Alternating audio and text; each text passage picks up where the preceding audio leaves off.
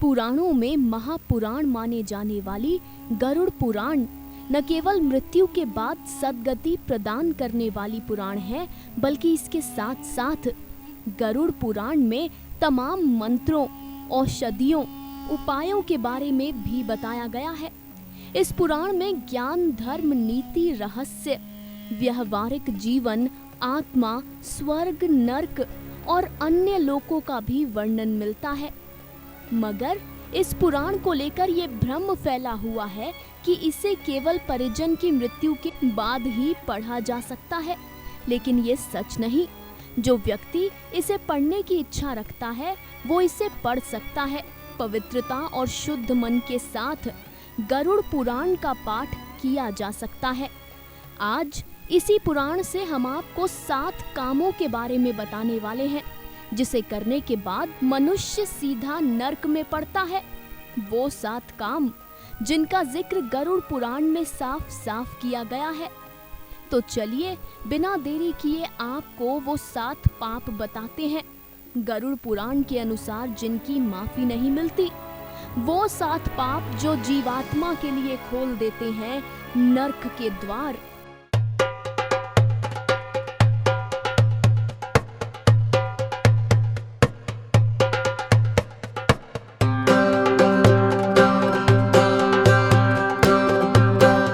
गरुड़ पुराण के पहले ही अध्याय के श्लोक में भगवान विष्णु गरुड़ देव को संबोधित करते हुए कहते हैं, हे गरुड़, आज मैं उन पापों के विषय में कहता हूँ जिसे करने से पापी जन नर्क की यात्रा करते हैं। भगवान विष्णु के अनुसार इन पापों में पहला पाप दया और धर्म से रहित रहना है। दूसरा पाप दुष्ट लोगों की संगति में रहना। तीसरा पाप शास्त्र और सत्संग से विमुख रहना। चौथा पाप अपने को स्वयं प्रतिष्ठित मानना। पांचवा पाप धन और मान के मद से चूर अहंकार करना।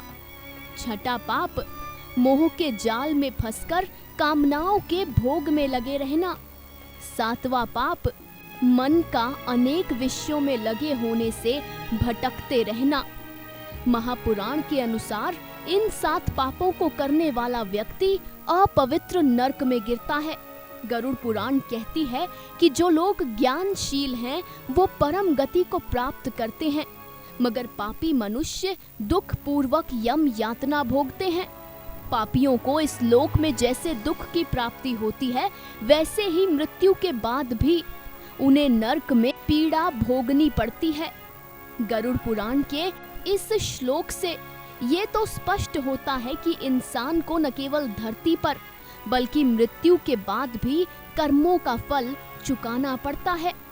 यानी धरती पर तो स्वर्ग नर्क है ही, लेकिन इसके साथ साथ मृत्यु के बाद भी आपके कर्म तय करते हैं कि आपके हिस्से क्या आएगा, यातना या फिर सुख। तो उम्मीद करते हैं कि इन 7 पापों को आप कभी नहीं दोहराएंगे। उम्मीद करते हैं कि इस रिपोर्ट को सुनने के बाद आप एक बेहतर इंसान बन जाएंगे।